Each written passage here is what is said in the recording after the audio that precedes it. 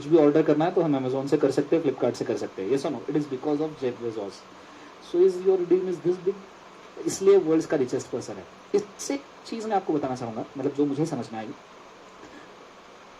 अगर आपको पैसा कमाना है, एक गुरु मंत्र देता हूं, अगर आपको सिर्फ पैसा कमाना है और भर भर के, तो पैसा कमाने का सबसे सिंपल टेक्निक हो सकता है, तुम लोगों के लिए कुछ ऐसा करो जिसकी वजह से उनकी लाइफ इजी हो जाए।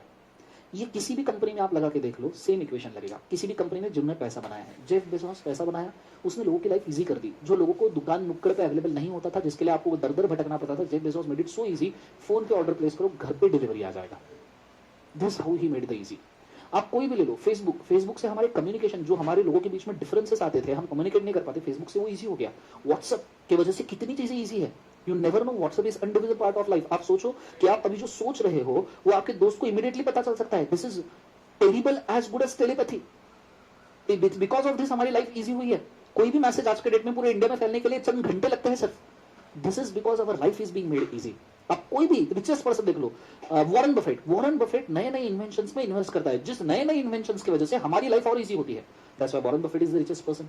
आप कोई भी ले लो, बड़े से बड़े बिजनेस टाइकून, इंडस्ट्रियलिस्ट, एक ही इक्वेशन के ऊपर ये है कि अगर आपको पैसा कमाना है, लोगों की लाइफ इजी कीजिए। जहां आप लोगों की लाइफ इजी करोगे, ऑटोमेटिकली आप पैसा कमाना शुरू करोगे। सीए भी पैसा क्यों कमाता है? क्योंकि हम लोगों की लाइफ इजी करते हैं। जिनको फाइनेंस अकाउंट्स नहीं समझता है, हम हमारी लाइफ झंडे करके उनकी लाइफ इजी करते हैं, फाइनेंस अकाउंट समझाते हैं, उनको एंट्रीज मार के देते हैं, उनको फाइनेंशियल प्लानिंग करके देते हैं। मैं पैसा क्यों कमा रहा हूं एज ए टीचर? क्योंकि मैं जिनको लॉ सब्जेक्ट में दिक्कत जाती है, जो लॉ सब्जेक्ट को लाइटली लेते हैं, उनको मैं ये सब्जेक्ट इजी करके देता हूं उनके हिसाब से, इसलिए मैं कमा रहा हूं। ये मेहनत है। लाइफ किसी की इजी करना इज अ हार्ड वर्क। ये हार्ड वर्क मैंने भी किया है, हर जो बंदा पैसा कमा रहा है उसने हार्ड वर्क किया है। सो बहुत सिंपल कंसेप्ट है। आप जितना इनोवेटिव कंसेप्ट लेके आओगे, see it is kind of proportion. The invention, the severity of invention जितनी ज्यादा होगी, उतने रिसोर्सेस कम लगेंगे। द सीवियरिटी ऑफ रिसोर्सेस जितने ज्यादा होंगे, इतना इन्वेंशन कम लगेगा। आपका इन्वेंशन जितना बड़ा होगा ना, उतने रिसोर्सेस कम लगेंगे, क्योंकि आप दिमाग, मटेरियल एंड माइंड, ये प्रोपोर्शनेटली बढ़ते घटते हैं। जितना अच्छा आइडिया, उतने रिसोर्सेस कम। जितना ज्यादा रिसोर्सेस, उतना कम आइडिया भी चलेगा। फॉर एग्जाम्पल, राशन की दुकान डालनी है, आइडिया की जरूरत नहीं है, राशन की दुकान डालनी है, मटेरियल, इतना बड़ा मटेरियल लग जाएगा, यहां से यहां तक पूरा मटेरियल लग जाएगा, इतना लंबा मटेरियल लग जाएगा, आइडिया जीरो, आइडिया ही नहीं है। कंसेप्ट समझ में आया? वही आप सोच रहे हो अमेजॉन जैसा .com बनाएंगे, आइडिया इतना बड़ा, तो ऑब्वियसली रिसोर्सेस कम। 5 एम्प्लॉय से कंपनी शुरू हुई थी, कुछ भी रिसोर्सेस नहीं है। तो सो this is how you can earn the money. ये मनी अर्निंग का सबसे सिंपल कंसेप्ट है। आप कोई भी मनी अर्निंग करने वाला पर्सन देख लो, एक्सेप्ट जिनके पास पुश्तैली वेल्थ है। अगर आपको अर्न करना है, ऐसा कुछ करो जिससे लोगों की लाइफ इजी हो। समझो कल जाके तुमने एक सॉफ्टवेयर बना दिया ऑनलाइन, जो बहुत इजी है सैलरी रिटर्न फाइल करने के लिए, बहुत इजी वेबसाइट बना दिया सैलरी रिटर्न फाइल करने के लिए, बहुत इजी वेबसाइट है। हालांकि इससे को बहुत सारे चार्टर्ड मारेंगे ऐसा आइडिया देने के लिए, बट बहुत इजी वेबसाइट आपने बनाया, जिसके अंदर बंदे अगर खुद के सिर्फ डिटेल फिल कर दे, कितना सैलरी है, कितनी चीज है, और ये वेबसाइट आपने करके लॉन्च कर दिया, you can be next business startup. देखो मैं आपको आइडिया दे रहा हूँ, फ्री ऑफ कॉस्ट। रॉयल्टी लगेगा, ये चीज को याद रखना, ठीक है? अगर किसी ने इंप्लीमेंट किया, रॉयल्टी लगेगा। सो you can do this, work on it. और मेरे को तो मेरे को रॉयल्टी की एक्सपेक्टेशन भी नहीं है। जितना मैं कमा रहा हूँ उतना काफी है मेरे को और मेरे फैमिली को पोसने के लिए। हालांकि आइडिया के ऊपर वर्क करना जरूरी है, ठीक है? So you can always do this. So I guess this for today. Easy कीजिए लाइफ, आई गेस आप ज्यादा से ज्यादा पैसा कमा पाओगे, और तुम नहीं तो कौन, और अब नहीं तो कब। Thank you so much for watching this video. दर्शन करें, good day, God bless you, take care.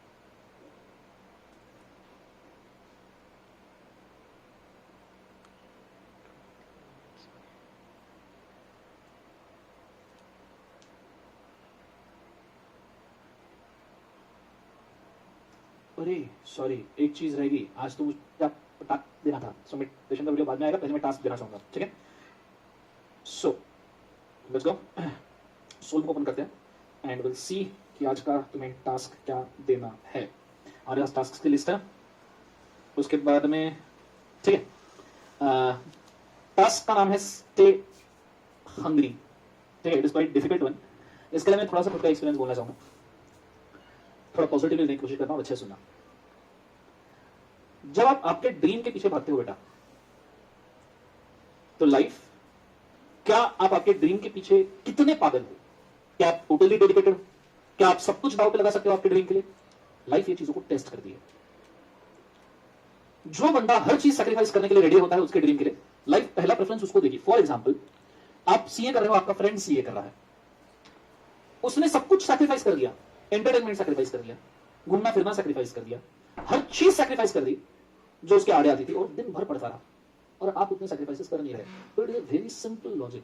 Preference किसको मिलना चाहिए, मतलब लाइफ एज ए चार्टर्ड किसको प्रेफरेंस देगी पहले, ऑब्वियसली उसको।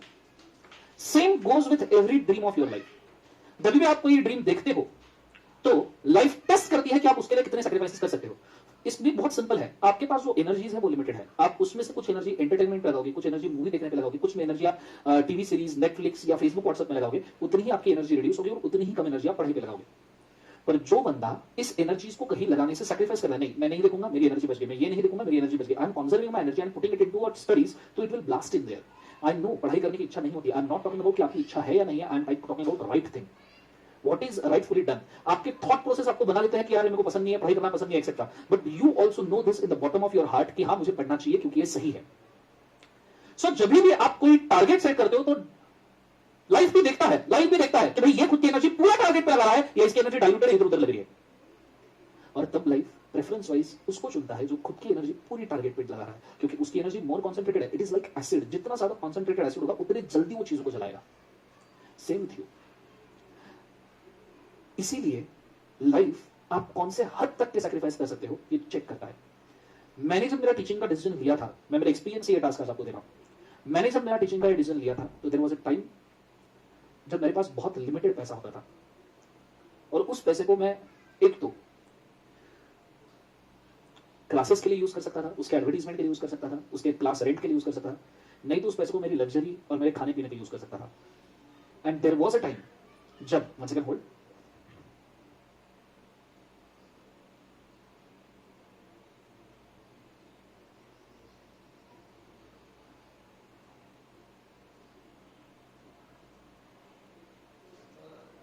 सो देयर वाज अ टाइम जब मेरे पास जितने फंड्स थे, बहुत ज्यादा नहीं थे, बहुत मीडियम भी नहीं, बहुत कम फंड्स थे, मुझे चूज करना पड़ा where I want to apply them, whether I want to apply them for my dreams और whether I want to apply them for my luxury और माय फूड एक्सेट्रा, और मैंने वो मेरी टीचिंग की तरफ लगा दी।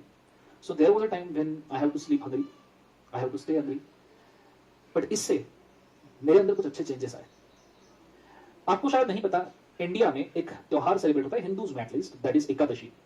मुस्लिम्स में इट इज कॉल्ड रमादान या रमजान भी बोलते हैं इसको। जब तुम्हारा पेट खाली होता है, अब ये मैं दोनों एंगल से बोलना चाहूंगा, एक एंगल है आपके सैक्रिफाइसेस का कि क्या आप चार्टर्ड बनने के लिए you can stay hungry, CA बनने के लिए कैन स्टे। सर पर आप मुझे बोलोगे सर पर ये हंग्री रहने का और सीए का क्या संबंध, आई एम नॉट सेइंग कि हंग्री रहने का और सीए का संबंध है, चलो है भी तो मैं आपको प्रूव कर दूंगा, डोंट वरी, बट फिलहाल चलो इसका कोई संबंध नहीं है। बट इट्स नॉट अबाउट कि इसका संबंध है या नहीं है, it's about a task which you can accomplish. मेरे हंग्री रहने का या मेरे क्लास लेने का कोई संबंध नहीं था, बट मैं आपको एक बात बताऊं, लाइफ जब मारने पे आती है तो इस कदर मारती है कि पता भी नहीं चलता कहां कहां दर्द हो रहा है। सो अगर आगे जाके कहीं आपके ऊपर अगर ऐसा कोई सिचुएशन आता है कि आपका ड्रीम अचीव करने के लिए you have to stay hungry, तो कैन यू। वैसे हंग्री रहना ये एक एलिमेंट हो गया सैक्रिफाइस वाला। दूसरा हंग्री रहने का एक एडवांटेज है, when you are hungry and when your stomach is empty, your body functions to its fullest potential, क्योंकि पेट की तरफ कोई ब्लड सर्कुलेशन नहीं होता, maximum blood flow is towards the brain, maximum energy concentration towards the brain. पेट खाली रहता है तो ऑटोमेटिकली आपका वर्किंग, आपका हीलिंग, आपका बॉडी हीलिंग, आपका इम्यूनिटी, आपका ब्रेन वर्किंग, आपका इंटेलिजेंस, आपका आईक्यू ये शार्प होना शुरू होता है। इसलिए आपने कभी देखना कि जो लोग स्पेसिफिकली उपवास वगैरह करते हैं या जो लोग स्पेसिफिकली कुछ स्पेसिफिक मंथ्स के अंदर खाना नहीं खाते हैं, they tend to have better immunity system, they tend to have better sharpness in their life. इसलिए हिंदू कल्चर के अंदर एक है Ekadashi. Ekadashi is a phase in a month जिस वक्त बॉडी को ऑटोमेटिकली खाने की जरूरत नहीं रहती। अगर आप एकादशी को खाना ना खाओ, आपके बॉडी का healing will improve bye at least 200%, अगर आप एकादशी को कुछ ना खाओ तो। At the same time Ramzan में जब ये मुस्लिम जो कंट्रीज है, प्योर मुस्लिम कंट्रीज, उसके अंदर उस पीरियड में कुछ ऐसे चेंज होते हैं एटमॉस्फेयर में कि अगर आप दिन भर में खाना खाओ तो आप आपके बॉडी को उतने बेटर लेवल पे मेंटेन नहीं कर पाओगे। So for the purpose of healing Ramzan के अंदर they stop eating so that to purify their body over a period of time. साल में एक बार पूरा बॉडी का प्यूरिफिकेशन होना चाहिए। हिंदूज में हम रहते हैं जिस एरिया में वहां बहुत सारी चीजें पकती हैं, वहां बहुत सारी चीजें खाने को मिलती है, इसलिए मंथ में एक बार। मुस्लिम्स में वो मंथ डिसाइड किए गए हैं जिस मंथ में इट वाज क्वाइट एवर्स कि आपको खाने पीने की चीजें मिले, या इट वाज क्वाइट एवर्स कि आपकी बॉडी का हीलिंग उस वक्त ना हो, या ये ऐसा सिचुएशन होता था कि आप अगर इस समय खाना खाओ ज्यादा तो it will lead to loss of immunity. ये एक दूसरा एलिमेंट हुआ। अब अगर मैं दोनों एलिमेंट को कंबाइन करूं, first can I sacrifice my food, because food is a very basic thing. अगर इंसान सब चीजों से आप काट दो, सब चीजों से मतलब घर से भी काट दो, वस्त्रों से भी काट दो, तो भी एक चीज की नीड इंसान को रहती ही है, that's a very basic need of being animal is a food. But if you can control this need for your dream, तो आपने एक बहुत बेसिक नेचर को आपके कॉन्कर कर लिया। और अगर आप आपके बहुत basic nature as a human को कॉन्कर कर सकते हो, तो इससे बुरा आपके साथ और क्या होगा? खाना ना मिलना या खाना ना खाना, इससे बुरा क्या होगा? Everything around the world is just going for one security purpose, that is food. That is food for you, food for your family, and food for the generations to come. That's why हम ये कर रहे हैं. But if you can adopt to this method कि नहीं मैं खाना नहीं खाऊंगा अगले 24 घंटे तक, एटलीस्ट 24 घंटे, right from starting this point of time, आपका जो भी सिचुएशन है, चलो ठीक है अभी खाना खा लो, बट इफ आई से अगले 24 घंटे तक आपने खाना नहीं खाना है, then I will tell you maximum of you will drop out. Maximum of you, कुछ ही बचेंगे जो इस चीज को एक्सेप्ट कर सकते हैं. 24 आवर्स और हमसे तो साहब 4 घंटे भी नहीं रुका जाता. That is a problem, that is a problem. Our culture, our mythology, human system इस पार्ट में नहीं डिसाइड किया. वेस्टर्न कंट्रीज से एनक्रोचमेंट हुआ है, दिन में 4 बार खाना खाओ. हमारे इसमें कल्चर्स में, हिंदू बोलो मुस्लिम बोलो, हमारे बेसिक कल्चर्स में ये वेस्टर्न कंट्री से आया है. मतलब मैं ये नहीं बोल रहा धर्म वाइज, मैं बोल रहा हूं कंट्री वाइज. मतलब कैथोलिक्स भी या फारसीज भी जो इंडिया में रहते हैं बहुत सालों से, they also know this things because culture is defined as per geography. Western countries में 4 बार खाना खाते हैं बिकॉज उनके यहाँ पे ठंड उतनी ज्यादा है. जितनी ज्यादा ठंड होती है उतनी ज्यादा भूख लगती है. हमारे यहाँ उतना कोल्डनेस नहीं है, उतनी ठंड नहीं है, और वेस्टर्न कंट्रीज में उतना ज्यादा फूड भी कम बनता है, तो जब भी बनता है वो खा लेते हैं. लेकिन हम और वो ज्यादा से ज्यादा नॉनवेज प्रेफर करते हैं, और नॉनवेज अगर आप 4 घंटे से ज्यादा रखो तो इट स्टार्ट डिटोरिएटिंग, तो उनको हर 4 घंटे में खाना जरूरी है. पर हमारे कल्चर में वी ईट वेज फूड, हमारे यहाँ एम्पल अमाउंट में फूड अवेलेबल है, हमारी कंट्री कोल्ड नहीं है तो इतनी भूख नहीं लगती. सो हमारे ग्रंथों पुराणों में, मतलब कहीं सारी जगह पे ये लिखा हुआ है, मतलब ऐसा लिखा हुआ है, it is simple as that. एकदा जेवतो तो योगी, who eats one time is a yogi. ठीक है, जो दिन में सिर्फ एक बार खाता है इज अ योगी. आपको यकीन नहीं होगा, I have seen numerous number of people जो 24 घंटे में सिर्फ एक बार खाना खाते हैं. न्यूमरस क्या, मेरी फैमिली में मेरे वाइफ की जो नानी है, नानी मेरे वाइफ के मदर की mother, she is doing yoga from many years, meditation from many years. She Yeats only one time in a day at 3 o'clock in afternoon, that's all. After that वो कुछ नहीं खाती, ना चाय ना नाश्ता, नथिंग. मैं खुद दिन में सिर्फ 2 बार खाता हूं और इन बिटवीन में कुछ भी नहीं खाता, ना चाय ना नाश्ता ना नथिंग. उसमें से भी एक बार का खाना मेरा रॉ फूड रहता है, इधर रात का या मॉर्निंग का डिसाइडेड रहता है. अब मैं क्लासेस मॉर्निंग में लेता हूं इसलिए मैं हेवी फूड मॉर्निंग को खाता हूं वन टाइम, और मैं रात को रॉ फूड के ऊपर शिफ्ट हो चुका हूं. सो हमारे इसमें लिखा हुआ है एकदा जेवतो तो योगी means who eats one time is a yogi, who eats 2 times a day is a bhogi, means if you want to enjoy this life you should eat 2 times a day. but जो तीनदा जेवतो तो रोगी, एकदा जेवतो तो योगी, दोदा जेवतो तो भोगी, तीनदा जेवतो तो रोगी.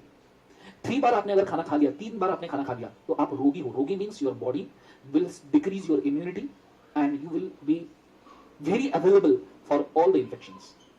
मैं आपको ऑब्वियसली ये नहीं कहता कि इमीडिएटली बंद कर दीजिए. आप अगर 4 बार खाना खा रहे हो तो खाइए, not a issue, but try to reduce the same. It's for your betterment. मुझे इसमें से कुछ नहीं मिलने वाला. ऐसा नहीं कि आपने 4 बार से कम खाना खाया तो मुझे 2 मील एक्स्ट्रा मिल जाएगी, पर ये आपके बेटरमेंट के लिए है. दूसरी बात, मैं आज का टास्क आपको दे रहा हूं just for the purpose to understand कि कभी अगर आपको गलती से भूखा रहना पड़ा आपके ड्रीम के लिए तो क्या आप रह सकते हो. तो यहां से लेके इस पॉइंट ऑफ टाइम से, चलो ठीक है क्लास खत्म होने के बाद आप अगर कोई मील बाकी है तो कर सकते हो, पर वो मील लेने से अगले 24 घंटे तक आपने खाना नहीं खाना है. ये टास्क है आपका. It is just to show you कि if time requires can you stay hungry. Exam के टाइम तो वैसे ही खाना नहीं जाता है. मतलब अगर एग्जाम के पहले दिन अगर आपको बहुत पढ़ना है और खाना क्रिएट से इनर्शिया, आप जिस टाइप का खाना खाते हो, आप कच्चा खा रहे हो तो मेरे को कोई दिक्कत नहीं, लेकिन खाना क्रिएट से इनर्शिया, फूड क्रिएट से इनर्शिया, आप जितना हेवी खाना खाओगे उतना बॉडी में इनर्शिया बनेगा, उतना ज्यादा नींद आपको आएगा. सो आप अगले 24 घंटे खाना स्किप ही करके देख लीजिए, पूरा स्किप. मैंने अभी तक कच्चा खाने के लिए आपको कहा था, आई एम सेइंग स्किप करके देखिए, स्टे हंग्री. आप अगर खाना स्किप करके देखोगे तो आई कैन टेल यू अगले 24 घंटे तक आपके बॉडी में इम्यूनिटी वाइज कुछ ऐसे चेंजेस होंगे which will increase your immunity first. दूसरा, it will conquer your determination because the person who conquers his basic need actually is very determined. So पहला तो ये आपकी इम्यूनिटी बढ़ाएगा. दूसरा, ये आप में डिटर्मिनेशन क्रिएट करेगा कि मैं अगर चाहूं तो मैं मेरा फूड सैक्रिफाइस कर सकता हूं मेरे ड्रीम के लिए. So if requires in the future this will happen to you by choice, not by force. अगर ये मेरे साथ तो ये बाय फोर्स हुआ था तो मुझे उसका टोल लेना पड़ा, फिर मैं बीमार हुआ, मैं बाकी. देखो बहुत सिंपल चीज है. If I stay hungry by choice my immunity increase, but if I stay hungry by force क्योंकि खाना ही नहीं था तो मैं बीमार पड़ जाऊंगा. This is the only difference. So I don't wish कि आपके लाइफ में आपको कभी फोर्स के थ्रू हंग्री रहना पड़े. और अगर कभी ऐसा सिचुएशन आता भी है कि फोर्स की वजह से आपको हंग्री रहना पड़े तो still it should be your choice. You should take it as a choice. अगर हाँ मैं अगर फोर्स की तो हंग्री, अभी मेरे पास खाना ही नहीं है खाने के लिए, बट मैंने इसके पहले ट्राई किया है, आई हैव बीन हंग्री, तो मैं हंग्री रहूंगा, मैं 24 घंटे तक नहीं खाऊंगा. Let's see what happens. If you just create that kind of mentality तो बॉडी में कुछ केमिकल कंपोजिशंस ऐसे क्रिएट होते हैं कि it will increase your immunity. मगर आप रोते हंग्री रहोगे ना, रोते बाय फोर्स, तो it won't create immunity, it will damage your system. This is just a change in the psychology and your chemical reaction changes. So it should B by choice. If in the future it requires कि नहीं भाई दिन में आप एक ही बार खाना खा सकते हो, इतना ही आपके पास पैसा है क्योंकि आप पूरा न्यौछावर करना चाहते हो आपके ड्रीम की तरफ, तो it should be by choice, it should not be by force, because if it becomes by force it takes a toll on the body, but if it is by choice it is a boon for your body.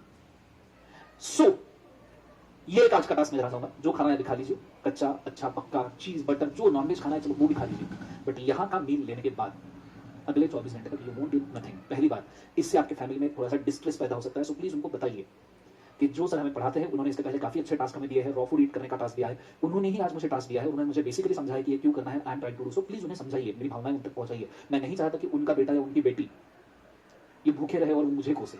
Of course not, it is for your betterment. Tell them कि अगर मेरे life में ऐसा कोई situation आया तो मैं चाहता हूं कि इस चीज को टेस्ट करना। आप सोचो 20 साल के हो गए हो, ऐसा एटलीस्ट 24 घंटे का स्पैन आपके लाइफ में कभी गया नहीं होगा जब आपने कुछ खाया नहीं होगा। This might be your first time. जिनके साथ ऑलरेडी हो चुका है उनके साथ माइट बी बाय फोर्स हुआ होगा, बाय चॉइस नहीं हुआ होगा। हाँ ऑब्वियसली जो उपवास वगैरह करते हैं, फास्ट वगैरह करते हैं, उनके साथ ये हुआ होगा।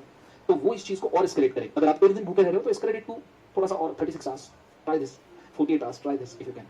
ये तो कंफर्म है मर नहीं जाओगे, थोड़ा सा डिजीनेस होगा, चक्कर वक्कर आएगा, but it's fine. You should at least have experience of these things. और आपके फैमिली को ये समझाइए कि मेरे लाइफ में अगर कभी कुछ ऐसा हुआ, even though you are richest, born with a golden spoon और diamond spoon even though, but still try to tell your family I want to have my own struggle, और मैं मेरे स्ट्रगल को चॉइस से लेना चाहता हूं। So I want to stay hungry for 24 hours, so even though you wish that I should eat, मैं नहीं खाऊंगा। लेट्स सी ना, आपका देखते तो है कहां तक आपका बैरियर है। 1 घंटा, 4 घंटा, 10 घंटा, 12 घंटा, 15 घंटा, 20 घंटा, 25 घंटा, कहां तक आपका बैरियर है, कहां तक भूखे रह सकते हो। तो कभी अगर जरूरत पड़े तो आपको पता तो चले कि मैं कहां तक भूखा रह सकता हूं। हाँ, इस प्रेशर में फैमिली आपको मना करेगी, ये पहला है, तो आपको समझाना है उनको। दूसरा, आपको एसिडिटी हो सकती है, तो you can take some antacids, not issue. एक एंटासिड टैबलेट आप ले सकते हो, उसमें इनको कोई दिक्कत नहीं है। पानी आप नॉर्मल पियोगे, आप लेमन वाटर, इलेक्ट्रॉल वाटर कुछ नहीं पियोगे, सिर्फ नॉर्मल पानी आप पी सकते हो 24 घंटे तक। रमजान रमादान में तो मुस्लिम भाई लोग सिंपली वो तो पानी भी नहीं पीते, वो सलाइवा भी नहीं लेते हैं अंदर। दैट इज तो टू डिफिकल्ट।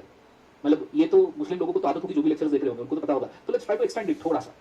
सो आप पानी नॉर्मल पी सकते हो, but you can not eat for 24 hours. ठीक है, कोई भी लेमन जूस कुछ भी आपको नहीं लेना, ना ही इलेक्ट्रॉल पाउडर, ना ही ग्लूकोज, 24 आवर्स। और ये पहला फैमिली को उन्हें समझाइए। दूसरा कि भाई आपने सिर्फ पानी पीना है, बाकी आपने कोई चीज ट्राई नहीं करनी है, और किस लिमिट तक बॉडी पुश होती है इसको आपने देखना है। एट द सेम टाइम तीसरा टास्क आपने ऑब्जर्व करना है कि आपके कॉन्सेंट्रेशन लेवल क्या है, आपका अवेकनिंग क्या है, आपको कितनी नींद आ रही है। Because I guess maximum CA students की लाइफ में नींद is a primary factor of destruction. So you can control your sleep if you wish by the way of food.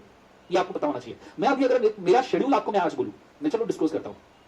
मैं पिछले 1 महीने से शेड्यूल फॉलो कर रहा हूं, जब से 1-2 महीने से आप बोल सकते हो, जब से क्वारंटीन में हूं। मैं मॉर्निंग 4:30 को उठता हूं, शार्प 4:30 बजे।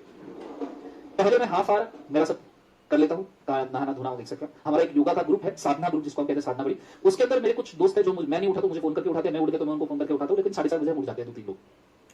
आधे घंटे तक, मतलब 15 मिनट तक हम डिस्कस करते हैं कि दिन का हमें क्या प्लान करना है आज, एक दूसरे से डिस्कस करते हैं what we are going to do. और फिर 5:30 बजे शार्प, 5:30 बजे सब रेडी होके खाना पीना कुछ भी नहीं, नहाना धोना ब्रश एक्सेट्रा एवरीथिंग क्लीन होके 5:30 बजे आई स्टार्ट विद गुरु पूजा।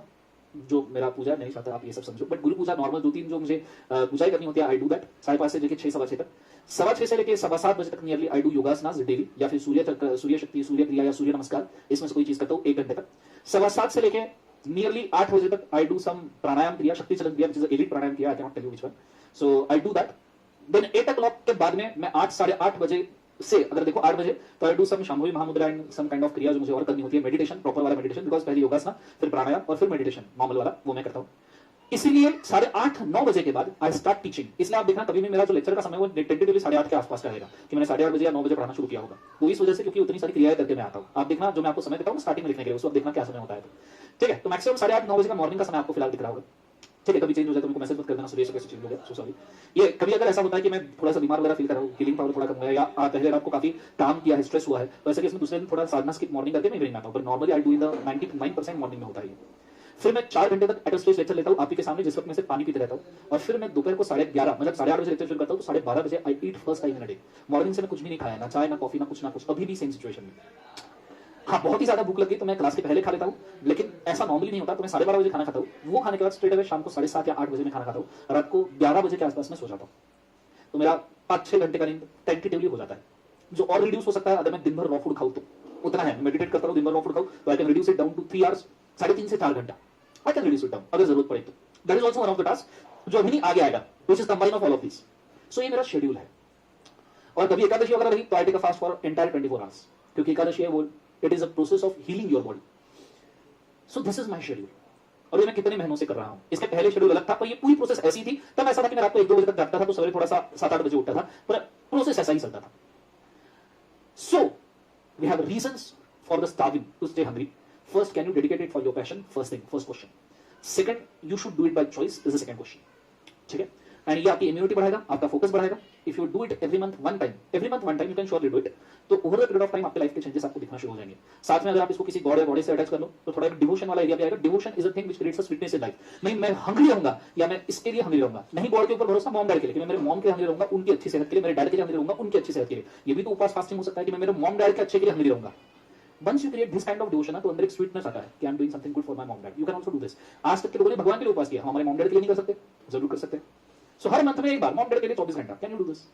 बाकी तो आपके गोल स्ट्रगल के लिए तो आप जो कर रहे हो वो तो कर ही रहे हो। सो आज का टास्क है, जो खाना है लेक्चर खत्म होने के बाद खा लीजिए और अगले 24 घंटे तक कुछ नहीं खाना है। इसमें पेरेंट्स को एक बार समझाना है, दूसरा इन बिटवीन कुछ भी नहीं खाना है, और तीसरा फोकस रहना है कि आप कितना समय अवेक रहते हो। हाँ, एसिडिटी हुई तो एसिडिटी की गोलियां वगैरह ले सकते हो। हाँ, किसी को अगर कोई प्रॉब्लम ही है, डायबिटिक है या कोई बीपी वाला पेशेंट है या कोई डिसीज है किसी को, तो मैं उनसे रिक्वेस्ट करूंगा आप ये टास्क स्किप कर दीजिए। आई डोंट वांट कि आपके प्रॉब्लम्स में और प्रॉब्लम्स ऐड हो। सो जिनको कोई प्रॉब्लम है, इलनेस है, कोई प्रॉब्लम है या हेडेक चल रहा है या ऑलरेडी आप बीमार हो, तो प्लीज आप इस टास्क को स्किप कर सकते हो। पहले कभी आफ्टरवर्ड्स किसी को बोल के अंडर प्रॉपर सिनारियो, किसी के नजर के अंदर आप ये टास्क करो तो बेटर रहेगा।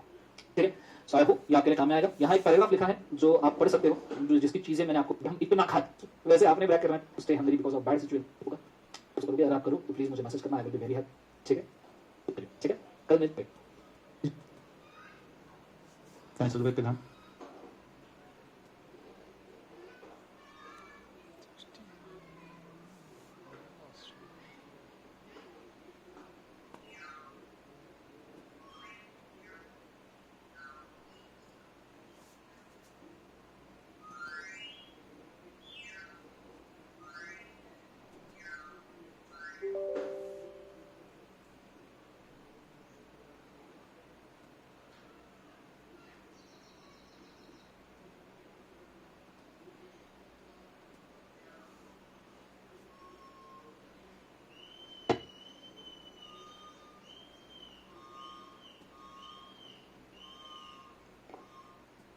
चलो पढ़ लिया सबने। अब आ जाइए बच्चों, बोर्ड पे एक जबरदस्त चीज दिखा रहा हूं मैं आपको। एक चार्ट बनाया है जिसके अंदर एडिशनल, अल्टरनेट, नॉमिनी और कैजुअल वैकेंसी डायरेक्टर का नियरली सब कुछ कवर हो जाएगा। ठीक है, मतलब जो मेन ऑर्डिनरी पॉइंट्स है वो तो भी, स्पेशल पॉइंट्स तो ऑफ कोर्स कंपेयर नहीं हो सकते इसलिए कवर नहीं हो सकते, पर जितना हो सकता है मैंने कर दिया है। सबसे पहले additional, alternate, casual vacancy, nominee, section number 161(1), 161(2), 161(4), ये 161(3) है। ठीक है, थोड़ा ऑर्डर चेंज किया है बिकॉज पहले 3 डायरेक्टर मेन है। Applicable to all, applicable to all, applicable to all and applicable to all. Appointment, article of association, board of directors को पावर देगा for the appointment of the director by board meeting order resolution या general meeting 152 subsection 2 में appointment कर सकता है। यहां article board को power देगा, अल्टरनेट डायरेक्टर में, और जनरल मीटिंग में बोर्ड को पावर देगा। यहां सीवीडी में एक्ट ने बोर्ड मीटिंग को पावर दिया है, लेकिन बोर्ड मीटिंग की पावर क्या है? ऑर्डर रेजोल्यूशन जनरल मीटिंग का चाहिए। आर्टिकल अगर चाहे तो कोई दूसरा प्रोसेस बोल सकता है। Article of association board meeting order resolution को पावर देगा for the purpose of appointment. अगर नहीं दिया तो 152 में भी ये डायरेक्टर अपॉइंट हो सकता है, नॉमिनी वाला। फिर अगर आर्टिकल ने बोर्ड को पावर नहीं दिया तो, ये हमने अभी बेल टेक्स्ट में जस्ट पढ़ा था। नेचर, नॉन एग्जीक्यूटिव, प्लस अगर 196 अप्लाई कर दो तो executive. It depends on original director for alternate, it depends on original director for CVD. ये एनईडी ही होता है। नॉमिनेट डायरेक्टर्स को नॉर्मली एग्जीक्यूटिव नहीं बनाते, इसलिए मैंने सिर्फ एनईडी लिखा है। Tenure, next annual general meeting का स्टार्ट और due date whichever is earlier. ठीक है, फिर अल्टरनेट डायरेक्टर का, original director comes to India और original director allows whichever is earlier वाला टेन्योर। कैजुअल वैकेंसी डायरेक्टर का remaining period of original director. Nominate director का for the terms of appointment. Loss remove rejected director LRR appoint हो सकता है तो 161(1) में नहीं हो सकता, एडिशनल नहीं बन सकता, अल्टरनेट बन सकता है बिकॉज़ डायरेक्टर में मना किया। 161(4) में नहीं हो सकता बिकॉज़ 169 ने मना किया है। नॉमिनेट डायरेक्टर हो सकता है। ठीक है सर। फिर रेजोल्यूशन बाय सर्कुलेशन 175 वाला। अब एक्चुअली देखा जाए तो मैं इसको थोड़ा सा ब्रीफ दे दूं, हालांकि ये सेक्शन हमारा बाकी है, पर मैं ब्रीफ दे दूं। What is resolution bye circulation, इसको मैं पहले लिख के रखूं। आपको याद है सीए इंटर में जनरल मीटिंग में पोस्टल बैलॉट नाम का कांसेप्ट था। What is postal ballot? कि आप घर पे बैठो और घर पे बैठे बैठे रेजोल्यूशन पास करो। कंपनी आपको जनरल मीटिंग का नोटिस भेजेगा पोस्ट के थ्रू या ईमेल पे, घर पे ही आप पोस्ट कार्ड के ऊपर लिख के आप हाँ या ना बोलो, या ईमेल के ऊपर वोट कर दो हाँ या ना बोलो, और आपका रेजोल्यूशन पास हो जाएगा घर पे बैठे बैठे। जो जनरल मीटिंग का पोस्टल बैलॉट है वो बोर्ड मीटिंग के लिए रेजोल्यूशन बाय सर्कुलेशन है। क्लियर? मतलब जब बोर्ड ऑफ डायरेक्टर घर पे बैठे हैं, मीटिंग अर्जेंटली कंडक्ट नहीं हो सकता, पर डायरेक्टर अपॉइंट करना बहुत जरूरी है, तो आप पोस्टल बैलॉट से या रेजोल्यूशन बाय सर्कुलेशन से घर पे बैठे बैठे किस डायरेक्टर को अपॉइंट कर सकते हो। तो एडिशनल को कर सकते हैं, अल्टरनेट को कर सकते हैं। एडिशनल इमरजेंसी में इसके अलाउड है, अल्टरनेट को कर सकते हैं बिकॉज़ ये कम समय के लिए होता है तो चल जाएगा।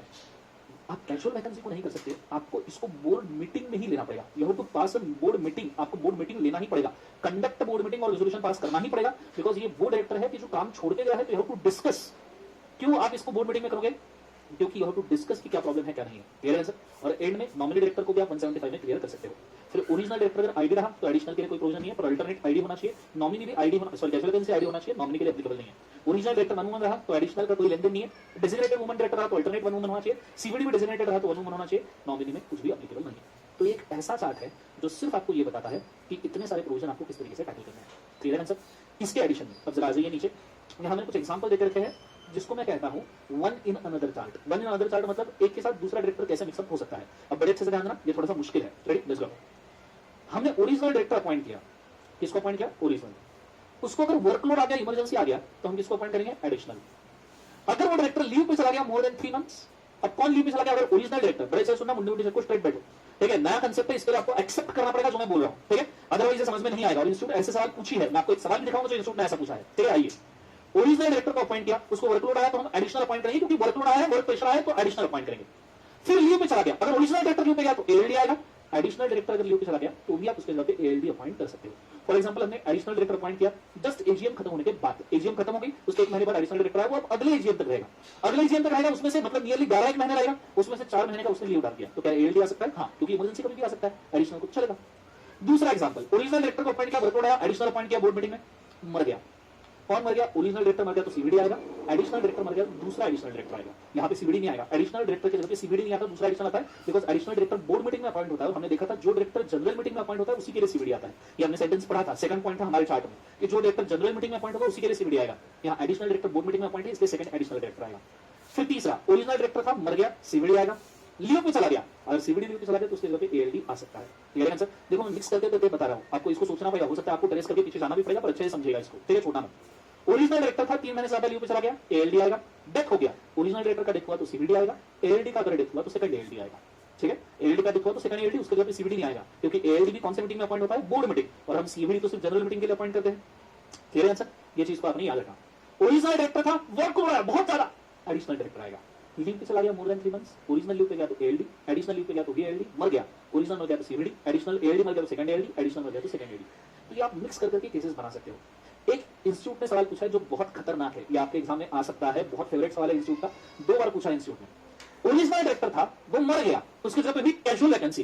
अब इंस्टीट्यूट ने सवाल क्या पूछा, कितना हरामी सवाल है देखना, मर गया ओरिजिनल डायरेक्टर, उसके जगह कैजुअल वैकेंसी हुई, इंस्टीट्यूट ने सवाल पूछा इस कैजुअल वैकेंसी में आप एडिशनल डायरेक्टर अपॉइंट कर सकते हो क्या? इस कैजुअल वैकेंसी में can you appoint additional director? मतलब सवाल देखो कितना खराब है, कैजुअल वैकेंसी हुई उसमें आप एडिशनल डायरेक्टर अपॉइंट कर सकते हो क्या? मतलब सोचो, बंदे ने सवाल पढ़ने का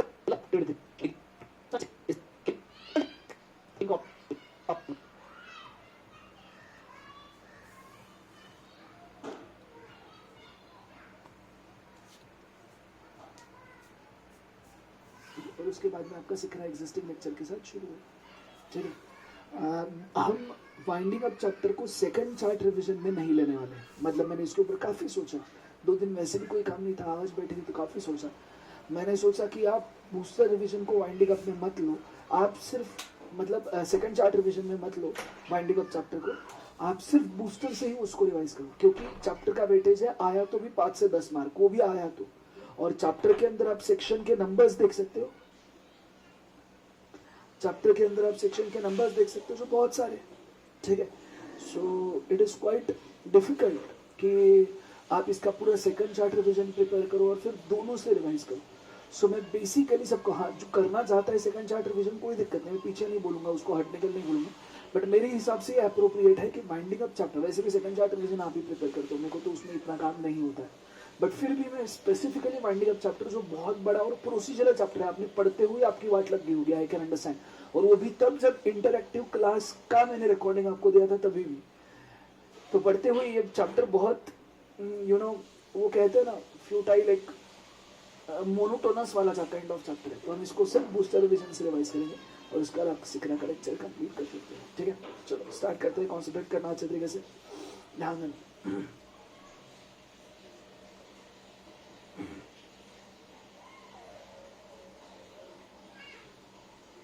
मुझे नोट्स लिखने पड़ेंगे।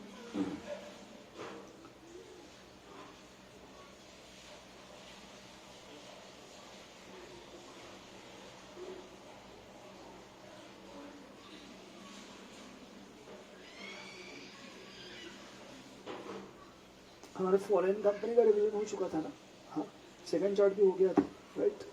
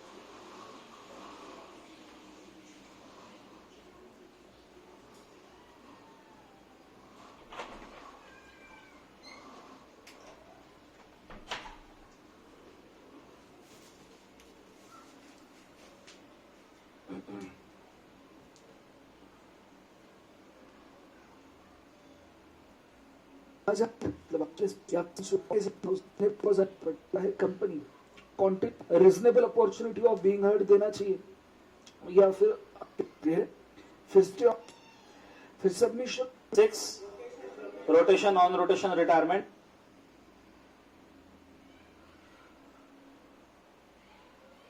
और 1 crore which ever is low. समझ में आया क्या?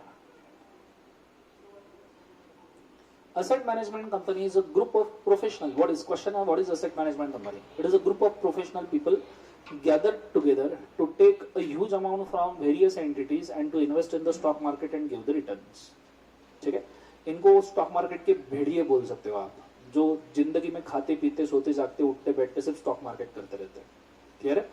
बड़े बड़े एसेट मैनेजमेंट कंपनीज के जो मैनेजर्स है, those are considered to be a richest person in the world. तुम अलग अलग एसेट मैनेजमेंट कंपनी अगर देखोगे ना, तुम्हारा दिमाग खराब हो जाएगा कि ये लोग कितना कमाते हैं। इक्विटी रिसर्च, समझ में आया? एक बस लाइफ में एक मल्टी बैगर लग गया, लाइफ एकदम 360 टर्न कर लेगी। ऐसे वाले लोग रहते हैं। ठीक है, चलो पुरंजू सुना है? पुरंजू, दीक्षित, राकेश झुंझुनवाला तो सब नहीं सुना है। अलग अलग लोग हैं इक्विटी रिसर्च वाले, खुद भी इन्वेस्ट करते हैं, एएमसी भी चलाते हैं। ठीक है, हाँ हाँ, Kotak. So there are many persons, बहुत अच्छे अच्छे एएमसी वाले हैं। ठीक है, अभी फिलहाल कौन सा म्यूचुअल फंड सबसे टॉप पे चल रहा है? दर्शन नहीं रहे। प्रैक्टिकली कौन सा चल रहा है? मेरा या आदित्य बिरला सन लाइफ भी है। डिपेंड्स, मिड कैप फंड में जा रहे हो, शॉर्ट कैप फंड में जा रहे हो, लंबे वाले फंड में जा रहे हो, डिपेंड। बट म्यूचुअल फंड मैंने तुमको ऑलरेडी बोला था, होम लोन मिलता है 9% पे, म्यूचुअल फंड 20% रिटर्न देता है। मस्त लेने का, डाल देने का, पर उतना रिस्क बेयरिंग कैपेसिटी होना चाहिए। जितना रिस्क उतना reward. You should try to work this out. आएगा ध्यान में। पर सर होम लोन लेंगे तो होम में चला जाएगा ना, तो कैसे? तो होम लोन लेना, 2 मिनट थोड़ी सी टिप देता हूँ। जब होम लोन लेते हो ना, तो होम लोन के साथ में एक और लोन मिलता है, फर्नीचर लोन। आप घर का फर्नीचर बनाओ, इसलिए अगर आप 1 करोड़ का होम लोन ले रहे हो तो 20-25 लाख तक फर्नीचर लोन का टॉपअप मिलता है। तो मस्त 20-25 लाख रुपए ऊपर उठाना, उसे फर्नीचर लेना ही नहीं, जमीन पे शतरंज डाल के सोया तो भी चलता। ठीक है, और उतना पैसा लगा देना म्यूचुअल फंड में। ठीक है, ऊपर से होम लोन प्रीपे नहीं करना, एनीवेज प्रीपेमेंट की पेनल्टी लगती है। प्रीपे नहीं करना होम लोन, चलते रहने का जितना चल सकता है। होम लोन प्रीपे नहीं करना, चलते रहने का। और फिर जब जब आपके पास पैसा जमा हो, उसे लोन रिपे किए बगैर keep it into mutual fund, तो ऑटोमेटिकली आपने होम लोन शिफ्ट कर दिया यहाँ पे, ऐसा वाला चीज हो जाएगा। आइडिया क्लियर है? ट्राई करना है इसको, इट वर्क्स। समझ में आ रहा है? चलो आगे बढ़ जाए, कॉन्सोलिडेट करना। 10-12% फुकट के मिल रहे, किसको मनाइए? ठीक है, ये चीज। और इस ऐसा करो, मेरा नाम मत लेना किसी के सामने आगे। ये हो गया 15E। एक बार वापस बोलो, A for 1 crore which ever. Actually, the video has been already completed in the episode video. जितना Before रिस्क उतना video. Reward. You should try to work So I'm this out. closing it. It's only 1 minute. और 2 घंटे class चलने वाली है।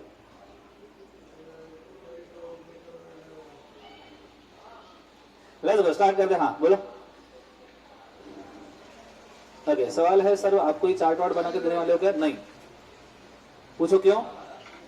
क्योंकि last day पे आप घर का चार्ट उठा के एग्जाम हॉल पे नहीं लेके जा सकते। दैट्स व्हाई मैंने वो बूस्टर बुक बनाई है। और I am of the very simple feeling. मैं ऐसा नहीं बोल रहा बाकी वो कोई फैकल्टीज करता है नहीं करता, हर एक का टीचिंग टेक्निक है। विशाल सर जैसे पढ़ाते हैं, विशाल सर पढ़ाते हैं और उसको चार्ट में से रिवाइज करके देते हैं क्लास में ही, so that becomes easy for him. पर मुझे ऐसा लगता है, मेरा पर्सनल ओपिनियन ये है, law is such a subject कि जिसके अंदर प्रोसीजरल फॉर्मेट्स कुछ ही सिलेक्टेड चैप्टर में है। चार्ट्स उन केसेस में ज्यादा यूज होता है जहां प्रोसीजरल फॉर्मेट्स ज्यादा है। पूरा जीएसटी ही प्रोसीजरल है। क्लियर है? हालांकि हमारा एक चैप्टर सेक्लूडेड है, तो मैं पहले चार्ट दिया भी करता था। ऐसा नहीं है मैं पहले चार्ट देता नहीं था, पहले मैं चार्ट दिया करता था। पर मेरे को एनीवेज समझ में आया कि बच्चे उन चार्ट्स को फिर बीच बीच में से काटते हैं, बुक के अंदर पेस्ट करते हैं और एंड में वो बुक लेके जाते हैं। उससे अच्छा मैंने आपको booster book he they the. And I am always of the feeling reading 2 books 1 time is always better than reading 1 book 2 times। ठीक है, तो मैं आपको सब जमा करके एंड में बूस्टर बुक पे लाके रख रहा हूं। जिसको भी एड आउट है कि एंड में मैंने चार्ट पढ़ना है, कुछ पढ़ना है, कुछ नहीं पढ़ना। अगर आप खुद का टाइम इस समय इस चीज में गवाओगे कि मैं ये बुक पढ़ू, वो बुक पढ़ू, चार्ट पढ़ू, फलना पढ़ू, ढकना पढ़ू, I will tell you very simple solution to get past. Very simple solution, one book one time at maximum efforts, game over. हम भी इसी एफर्ट्स के थ्रू पास हुए हैं। हाँ, मैंने मेरे सीए फाइनल लॉ में बुक ही अच्छी नहीं मिलती थी, तो मैंने अलग अलग चैप्टर्स एक एक बुक में से जेरोक्स किए, but at the end I stick to that compilation. मैंने ऐसा नहीं किया कि भाई पहले अटेम्प्ट में इसमें फेल हो गया तो मैंने दूसरे अटेम्प्ट में बुक चेंज कर दी। पहले अटेम्प्ट में ही जो मैंने ये बनाया था, सेकंड अटेम्प्ट में ही मैंने वो यूज किया, दैट्स ऑल। और ऐसा नहीं है ना कि तुम्हारी वो बूस्टर बुक बहुत बड़ी है, 250 pages with in 24 hours, it is much more than sufficient. आप आराम से अगर बैठो तो 2 बार उसको रिवाइज कर सकते हो। 9 ना, मैंने जहां तक खुद ने उसको रिवाइज करवाया है, within 9 hours of period, with a period of 1 day revision, जो मैंने यूट्यूब पे डाला है। You just take a book in front of you, 1 day revision देखो, 9 घंटे में हमारा 1 डे रिविजन खत्म होता है। अगेन एक रिविजन आप वो पूरे 24 घंटे में 9 घंटे के 2 रिविजन कंप्लीट कर सकते हो, अगर आप प्रॉपरली करो। जिस दिन आपको ऑडिट का पेपर हो जाएगा, शाम को बैठ जाना ईमानदारी से, 5:30-6 बजे आप बैठ गए बूस्टर बुक करने के लिए, 6 बजे ईमानदारी से बैठ गए, 9 घंटे पूरे खत्म कर देना। 2-3 बजे तक रात को पढ़ना, सो जाने का, दूसरे दिन सवेरे उठने का, वापस से पूरा 9 घंटे रिवाइज करने का। साइड बाय साइड क्वेश्चनर में जो जो स्टार मार्क किए हैं अपन ने क्वेश्चन, अपन स्टार मार्क कर ही रहे हैं पूरे क्वेश्चनर्स। मैं तुम्हारा लास्ट 24 घंटे का प्रिपरेशन करवा के यहाँ पे दे रहा हूँ, वो छोड़ के कुछ मत करना। अगर तुम इसमें से डेविएट हुए, इसमें से अगर तुम डेविएट हुए, तो फिर मेरे को मत बोलना कि सर किस तरीके से प्रिपरेशन करूं। देन मैं आपको नहीं बोल सकता। जो बंदा रास्ते से भटक गया उसको वापस आने में बहुत तकलीफ होती है, ठीक है। तो you can try to your own risk, मैं आपको बोलूंगा नहीं। अब आप ये बोलोगे सर किसी बुक में कुछ और अच्छा दिया रहा, किसी दूसरे बुक में कुछ और अच्छा दिया रहा, I will tell you frankly this one, हर बुक में आपको 5% कंटेंट ऐसा मिलेगा जो किसी दूसरे बुक से डिफरेंट होगा। ये सिर्फ मेरे बुक की बात नहीं कर रहा हूं, मैं तमाम उन सभी बुक्स की बात कर रहा हूं जो मार्केट में बनी है, इंक्लूडिंग इंस्टीट्यूट का module. You can always keep on doing this. मेरी बुक से आप शिफ्ट हो जाओगे किसी और की बुक पे, आप वहां से और किसी और की बुक पे शिफ्ट हो जाओगे, वहां पे किसी और, and you can just keep on playing this game. अब मुझे एक सिंपल सवाल का जवाब देना, तुमको पास होना है या तुमको सिर्फ बुक्स रेफर करने हैं? अलग अलग बुक जो रेफर करता है ना, अल्टीमेटली आके वो स्क्वायर वन पे ही आता है, भूबला चौक। उसको समझ में नहीं आता कि मैं कौन से बुक से क्या पढ़ा था। अल्टीमेटली बच्चे मेरे को फोटो भेजते कि सर मैंने यहाँ से ये पढ़ा, यहाँ से ये पढ़ा, यहाँ से ये पढ़ा। अगर आप मेरे को ये क्वेरी पूछने वाले हो कि सर ये बुक से मैंने ये चीज पढ़ी, इसका एक्सप्लेनेशन समझाओ, मेरा सिंपल रिप्लाई रहता है, मैं दूसरों की बुक के ऊपर कमेंट नहीं करता, फुल स्टॉप, ठीक है। फिर अगर तुमने उस चीज में हाथ डाला है, इंटरप्रिटेशन कोई पढ़ता है, तुमको पढ़ता, इतने सारे छोड़ के अगर आपको बुक रद्दी में भी डाल दी, कोई दिक्कत नहीं। मेन मोटो तुमको मार्क्स मिलने चाहिए, इतना याद रखना। तुम्हारा अगर क्वेश्चन ये है कि ये छोड़ के मैंने और कुछ पढ़ना चाहिए, तो इसके अंदर समय वेस्ट